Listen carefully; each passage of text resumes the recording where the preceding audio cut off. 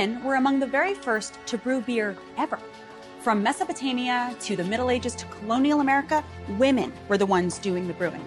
Centuries later, how did the industry pay homage to the founding mothers of beer? They put us in bikinis. Wow. Look at this wild. It's time beer made it up to women. Fucking Target.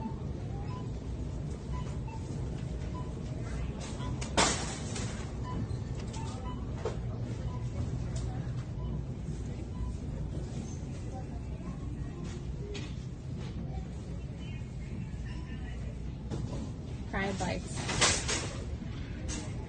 This is such bullshit. LGBTQ designed sandals for your kids to wear.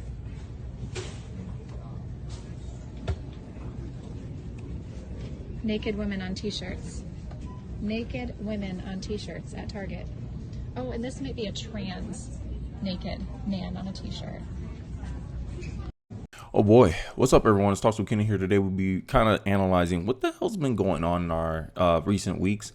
I know I haven't been giving a Bud Light update, so I think I'll just do this in one video. So from now on, it's not going to be Bud Light updates. It's going to be what wokeness, what company embraced wokeness today type of segment, because this is getting ridiculous now.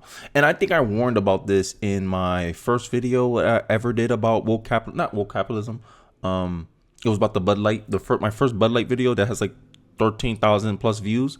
I warned that eventually all these companies are going to do one. I told you Miller Lite was woke already, but we wanted to make a statement with Bud Light. So for now, we tolerated their wokeness. But as you know, a new video resurfaced when Miller Lite's feminist ad, right, that says, you know, it's sexist to put women in bikinis, even though they're paid actors, right? It's just like when black men used to take movie roles and they had to dress as women, right? And a lot of men had a problem with that. They say, hey, why are you making all these black men dress like women?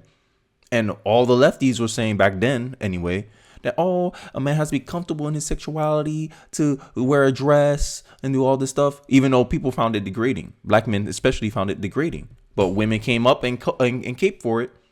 Now, women are out here getting paid to model for a product like they always do. Look at Instagram. But all of a sudden, these feminists in this ad wants to call out the, like, oh, the men made us wear bikinis. Like, hypocrisy. This is dumb to me. Like, wokeness, it's reaching now, right? It says women, it was for Women's History Month. They use a comedian, which I found funny. And they talk about how it was trash. Hey, women in bikinis are trash. Okay, feminist. So what we do about all these Instagram pictures that women are doing for free? The women you complain about, they got paid at least to model for a product. A lot of these women on social media, they're not getting paid to be on social media. They're just doing it for attention, for validation. I think that'll be more feminist to say, hey, you're being used for your sexuality for free. These women don't even know what to do anymore, bro. I tell you. Now, am I going to boycott Miller Lite over this? Well, I don't drink beer anyway, but most people will boycott over this, right? And I just think people had enough of being preached to. And I think this is the source of all the outrage, the boycotts, is that people are tired of people preaching to you, right? And the example I always give for people who don't understand is, imagine if there was a company, right? Let's say it was a Christian company, and they keep preaching to you how much of a sinner you are.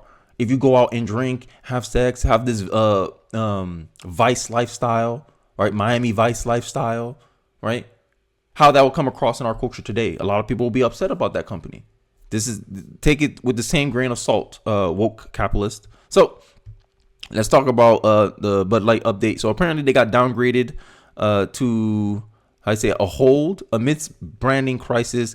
Parent company, Bud Light's parent company stock downgraded by HSBC. Right. So HSBC has downgraded Anheuser and Busch, InBev stock to hold amid a crisis following Bud Light's marketing campaign featuring transgender activist Dylan Mulvaney. Carlos Lambo, managing director at HSBC a global beverage sector told CNBC that there are deeper problems that ABI admits after the social media partnership with Mulvaney in April. And Anheuser-Busch leadership is getting the brand culture transformation right. It's mixed. Lembo wrote mixed. Oh, I don't know. Maybe I'm being biased here, but I think it's more than just mixed. And this was the argument I used before in my earlier updates of these videos. And I was saying that if you can associate Bud Light might get attention, but if the attention is overwhelmingly negative, it'll do more damage than good. Because people are saying, "Oh, you're giving them free press. You're giving them free press." Oh, when people were still dying to boycott. Now it's working. Everyone wants to pile on now, and that's momentum. And I like that. Yeah, that's good. That's good momentum, right?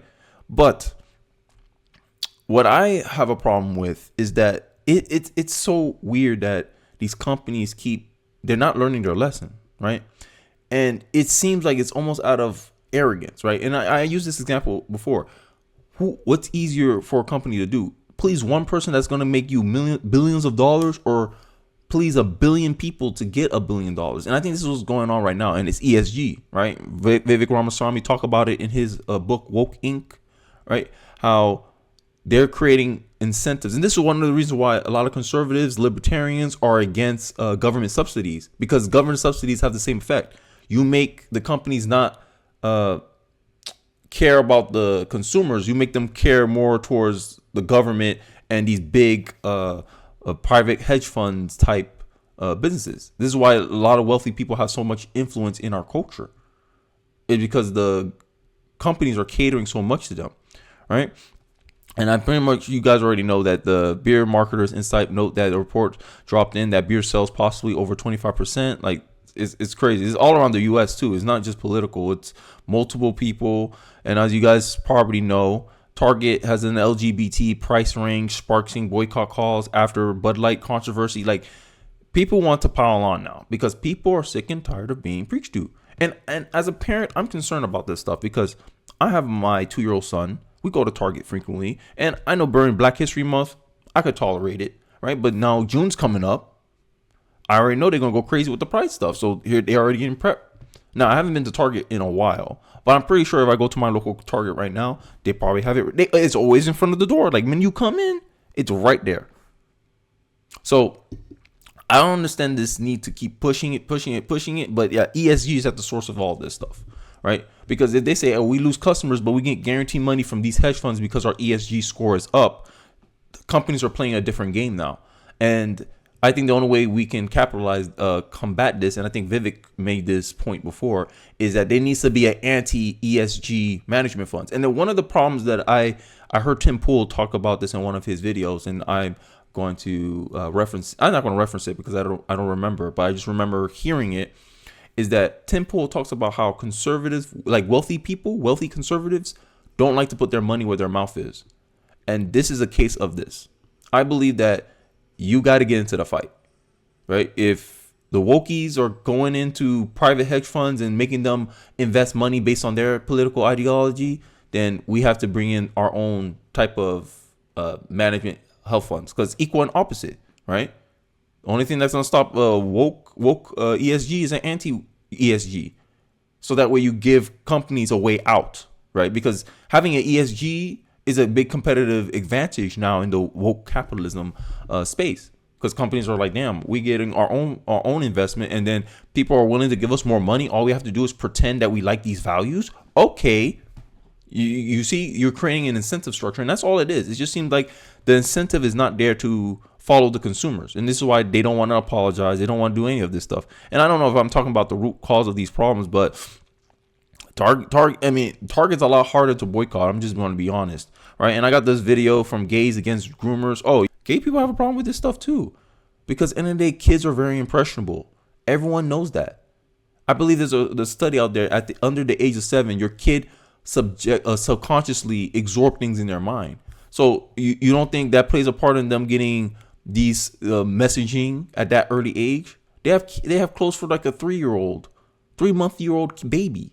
You think I'm gonna buy clothes, my second son's clothes from Target with these little things? Oh hell no, not me. And it's starting to get ridiculous now, right?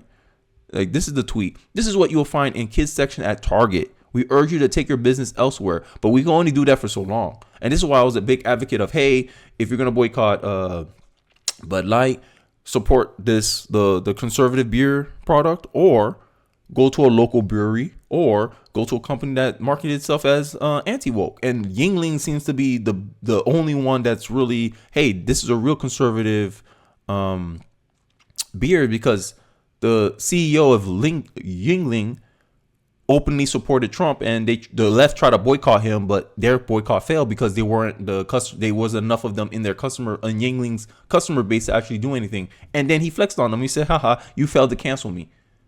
And I think that's what we need to throw our business behind, because if businesses are going to be political, then we have to change our spending habits to be political as well, because we have to meet fire with fire. No longer can conservatives just be I care about the product. The product must be good. At a certain point, now as a millennial, because millennials were very political. I'm gonna just admit this to you right now. Already now is like, now we're gonna have to consider, okay, is the product good? Okay, next, is it aligned with my values that I want into the world? Am I supporting a company that has my values? And this is where the world's going to. This is why you're seeing these companies keep trying to be political or talk about these social issues, because they think, I don't know for sure, but maybe certain millennials do care about this. A large percentage of them anyway. They care about these issues, climate change and all this stuff, like, even if they don't know all the information about it. But hey, I digress. Let me know your thoughts in the comment section. What you think? Do you agree? Disagree? I like to hear your thoughts in the comment section. Don't forget to like, comment, subscribe, and hit the notification bell if you haven't already, so you get notified every time I upload a video. And I appreciate you guys for watching to the end of the video, and I'll see you guys on the next one. Peace.